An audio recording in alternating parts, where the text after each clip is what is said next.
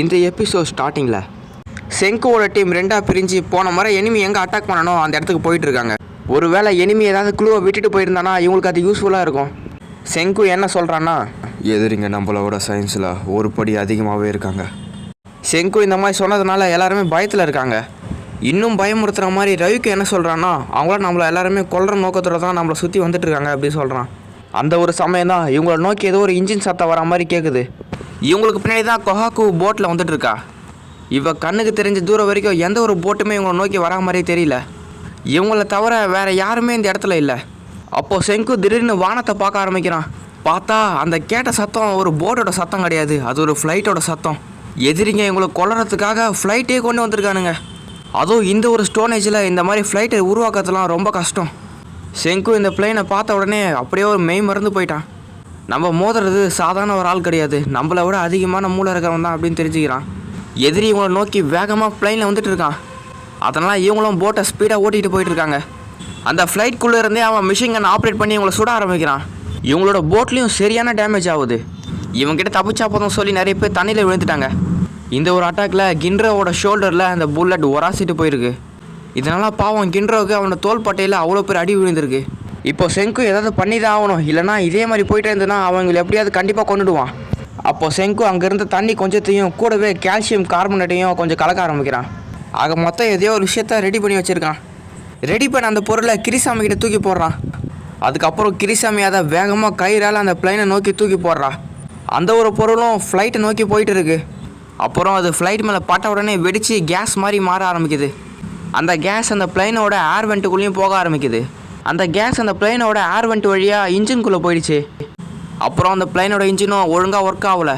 இந்த engine work ஆகாதனால அவன் கீழே விழுந்துட்டு இருக்கான். அதனால் தப்பிச்சா போதும் சொல்லி இவங்களை அட்டாக் பண்ணாமல் இந்த இடத்த விட்டு தூரம் போயிடுறான். கடைசியாக அந்த ஃப்ளைட் அங்கே இருக்க காட்டுக்குள்ளே மோதி கிராஷ் ஆகிடுச்சு. அந்த கிராஷ் ஆன ஃப்ளைட்லேருந்து ஒருத்தன் வரான். இவன் தான் அந்த ஃப்ளைட்டை ஓட்டி இவங்க எல்லாருமே அட்டாக் பண்ண பார்த்தது. போன முறை மிஷின்களை ஷூட் பண்ணதும் இவன் தான். இவங்க அந்த விழுந்த இடத்துல போய் தேடி பார்த்தா அந்த ஃப்ளைட் ஒரு மரத்தில் மாட்டி இருந்திருக்கும். இந்த ஃப்ளைட் நம்மளுக்கு எதாவது தேவைப்படும் சொல்லி அதை அப்படியே தூக்கிட்டு வந்துட்டானுங்க. செங்கோட டீம் அந்த ஃப்ளைட்டில் அப்படி என்ன தான் இருக்குன்னு தேடி பார்த்தா அந்த ஃப்ளைட்டோட சில பாகத்தில் அந்த சில கான்ஸும் கூடவே அதோட இலைகளும் ஒட்டி இருந்துருக்குது. அப்படின்னு பார்த்தா இவங்க தேடிட்டு வர எனிமி கண்டிப்பாக ஒரு கான்ஃப்ளிக்டில் இருக்க ரன்வேல தான் இருந்து இந்த ஃப்ளைட்டை டேக் ஆஃப் பண்ணியிருக்கணும். அப்போ தான் செங்கு எல்லாருக்கிட்டையுமே ஒரு விஷயத்த சொல்ல ஆரம்பிக்கிறான். எல்லாருமே நம்ம இங்கே எதுக்கு வந்திருக்கோன்னு மறந்துடாதீங்க. நம்ம இங்கே இருக்க கானை தேடி தான் நம்ம இங்கே வந்திருக்கோம். அதனால் நம்ம அந்த எதிரி எங்கே இருக்கணும் அவனை சேஸ் பண்ணி போனால் தான் நம்மளுக்கு தேவைப்படுற கான் கிடைக்கும்.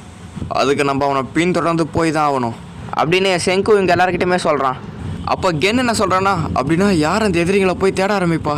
கட் பண்ண அடுத்த சீனில் எனிமையை ஃபாலோ பண்ண கென்னையும் கூட குரோமும் கொஹாக்குவையும் 3 பேருமே ஃபாலோ பண்ணதுக்காக செங்கு அமைச்சிருக்கான். அப்போ அந்த இடத்துல தான் கென்னு எனிமையோட ஃபுட் பிரிண்ட் இருக்கிறத கண்டுபிடிக்கிறான். அங்கே இருக்க ஃபுட் பிரிண்ட்டை ஃபாலோ பண்ணி அவங்க போயிட்டே இருக்காங்க. திடீர்னு என்ன பிளான் பண்ணான்னு தெரியல. இதுக்கு மேலே நம்ம ஒரு அடி கூட நம்ம எடுத்து வைக்க போகிறது கிடையாது. நான் ஃபாலோ பண்ணியோட கண்டுபிடிக்கிறேன். நீங்கள் 2 பேருமே எனக்கு பின்னாடி வாங்க. நான் போகிற வழி ஃபுல்லாக பூவோட இதழ்களை தூவிக்கிட்டே போகிறேன். அதை ஃபாலோ பண்ணி நீங்கள் பின்னாடி வாங்க அப்படின்னு கென் குரோம் கிட்டேயும் கொஹாக்கு கிட்டேயும் சொல்லிட்டு போகிறான். இவன் போகிற இடம் எல்லாத்துலேயுமே பூவோட இதழை தூவிக்கிட்டே போயிட்டுருக்கான். கொஞ்சம் தூரம் போயிட்டு, ஹலோ யாராவது இங்கே இருக்கீங்களா அப்படின்னு சமாதானம் பேசுறதுக்காக வெள்ளைக்கொடியை காமிக்க ஆரம்பிக்கிறான். அப்போ திடீர்னு ஒருத்தன் இவனுக்கு முன்னாடி பேய் மாதிரி வந்து நிற்கிறான். இதை பார்த்து இவன் பயப்படாத குறை தான். இவனுக்கு முகத்துக்கு முன்னாடியே அவ்வளோ பெரிய விஷயம் என்ன நீட்டுறான் இவன். என்ன இதை பார்த்து ஒரே ஷாக்கில் இருக்கிறான்.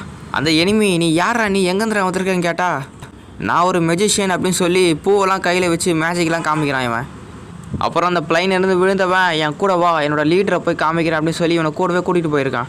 கொஞ்சம் தூரம் போனால் அவ்வளோ பெரிய இடத்துல ரொம்ப பெரிய அளவில் ஒரு கான் ஃபீல்டே இருக்குது. அந்த இடத்த நோக்கி இவங்க 2 பேர் போனால் அந்த இடத்துல ஆயிரக்கணக்கில் சோளம் விளைஞ்சி வந்திருக்கு. இவங்க அந்த இடத்துல டிராக்டர்லாம் வச்சுருக்காங்க. அது மட்டும் இல்லாமல் இவங்க ஏகப்பட்ட மாடுகளை வச்சு டைரி ஃபார்மிங்கும் பண்ணிகிட்ருக்காங்க. அந்த ஒரு இடத்துல பெரிய ரோடு ஒன்று இருக்குது. மேபி இதை தான் அவன் பிளைனோட ரன்வேவாக அவன் யூஸ் பண்ணியிருக்கணும். அதுக்கு அடுத்த சைனில் ஒரு ஃபேக்ட்ரி மாதிரியான பெரிய இடம் ஒன்று கட்டி வச்சுருக்காங்க. இவன் அந்த இடத்துக்கு உள்ளே போய், ஜனான் இங்கே தான் இருக்கியா, இந்த உலகத்தில் நம்மளோட ஃபஸ்ட்டு கஸ்டமர் நம்மளுக்கு கிடச்சிருக்காங்க. அப்புறம் பார்த்தா கென்னை தண்ணி தொட்டிக்குள்ளே காலை வைக்க சொல்லிட்டானுங்க. அது முழுக்கவும் உப்பு தண்ணி தான் நிறைஞ்சிருக்கு. இவன் தான் அந்த இடத்தோட லீடர். இவன் பேர் தான் டாக்டர் ஜெனான். அப்புறம் அந்த ஃப்ளைட்டை ஓட்டிகிட்டு வந்தவன் பேர் ஸ்டான்லி ஸ்லிண்டர். ஷார்ட்டாக இவனை ஸ்டான்னு கூப்பிடுவாங்க. இது மட்டும் இல்லாமல் இவன் ஒரு முன்னாள் சோல்ஜர். கென்னை ஏன் தண்ணியில் கால் வைக்க சொன்னாங்கன்னா அது ஒரு லை டிடெக்டர். ஒருவேளை கென் ஏதாவது போய் சொல்ல ட்ரை பண்ணானா அந்த மிஷினில் அப்படியே ரீடிங் காமிச்சிடும். அப்போ கென் இவங்ககிட்ட என்ன சொல்கிறான்னா, எங்கள் ராஜ்யத்தோட தலைவர் ரொம்பவுமே மோசமானவனாக இருக்கார். அவன் எங்ககிட்ட காட்டு மிராண்டித்தனமாக நடந்துக்கிறான் அப்படின்னு சொல்கிறான். கென் பொய் சொல்லியிருந்தாலும் இவன் பதட்டப்படாமல் இவங்ககிட்ட பொறுமையாக சொன்னதுனால ரீடிங்கில் தப்பாக காமிக்க ஆரம்பிக்குது. அதனால் இவங்களே குழம்பி போயிட்டானுங்க, இவன் பொய் சொல்கிறானா இல்லை உண்மையை சொல்கிறானா அப்படின்னு. அப்போ இந்த டாக்டர்ஸ் என்னன்னு, இவன் பொய் சொல்லியிருந்தாலும் பரவாயில்ல இல்லை பொய் சொல்லாட்டாலும் பரவாயில்ல, எனக்கு ரெண்டுமே ஓகே தான் அப்படின்னு சொல்கிறான். அப்போ ஸ்டான் கென்னுக்கிட்ட என்ன சொல்கிறான்னா, ஒரு வேளை அவங்களோட லீடர் மட்டும் என் கையில் கிடச்சானா அவனை நான் அந்த இடத்துல ஒரே ஷாட்டில் அவனை கொண்டுடுவேன் அப்படின்னு சொல்கிறான். ஜெனான் வேற கென்னுக்கிட்ட வேற அவங்களோட சயின்டிஸ்டோட பேர் என்ன அப்படின்னு கேட்க ஆரம்பிக்கிறான். கென்னுக்கு இப்போ என்ன சொல்கிறதுனே புரியல. கென் செங்குவோட பேர் சொன்னான்னா செங்குவோட கதை அங்கேயே முடிஞ்சிடும். ஏன்னா செங்குக்கு அவ்வளோவா சண்டை போட தெரியாது. இவனுங்க வேற பார்த்த இடத்துல சுட்டுணும் அப்படின்னு சொல்கிறானுங்க. இதெல்லாம் புரிஞ்சுக்கிட்டு யோசித்த கென்னு டாக்டர் டைஜுன்னு பேரை மாற்றி சொல்லிட்டான். இந்த எபிசோட் எப்படின்னு சொல்லி கீழே கமெண்ட் பண்ணுங்கள். கூடவே சப்ஸ்கிரைப் பண்ணாதவங்க உடனே சப்ஸ்கிரைப் பண்ணிங்க கைஸ். உங்களை வேற ஒரு எபிசோடில் பார்க்குறேன். அது வரைக்கும் பாய்.